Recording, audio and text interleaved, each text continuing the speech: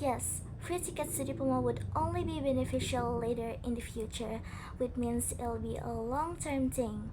But it doesn't mean that it means nothing at all because it's an open opportunity for those who want to make their life better. Sure, cash transfer would solve the short-term problem, but it's not the only solution available. Social goods can solve that problem too.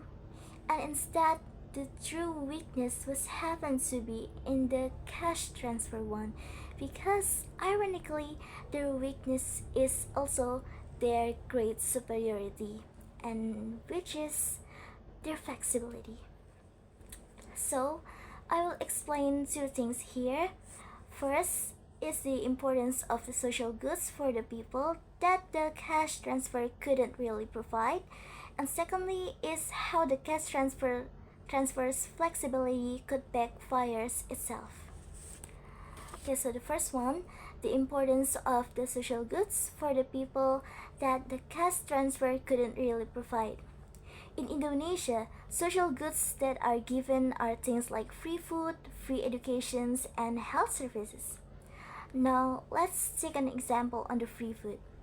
Foods that the government deliver to the folks would definitely be healthy and nutritious food, such as rice, meats, and vegetables.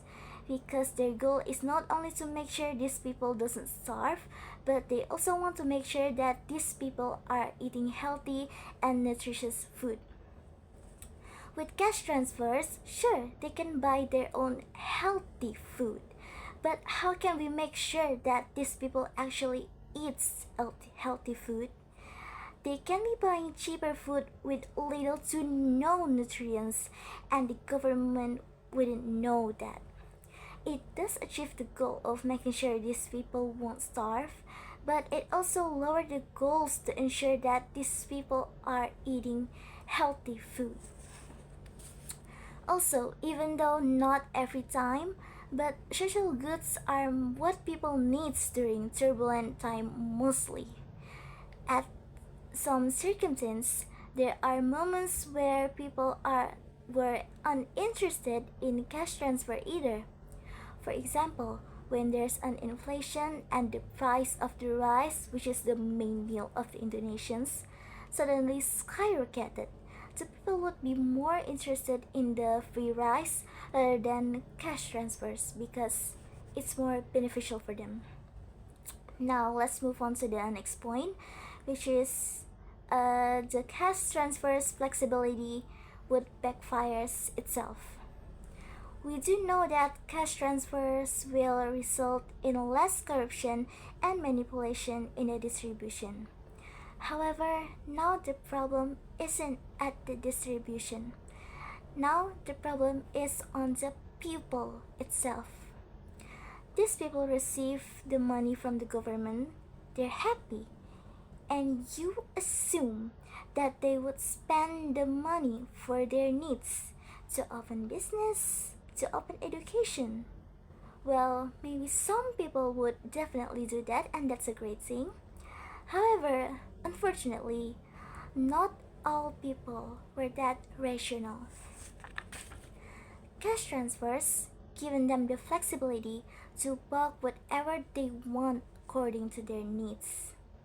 Unfortunately, there's a great amount of people that actually uses cash transfers for other things instead for their needs because some people tends to be irrational when met with a great amount of money.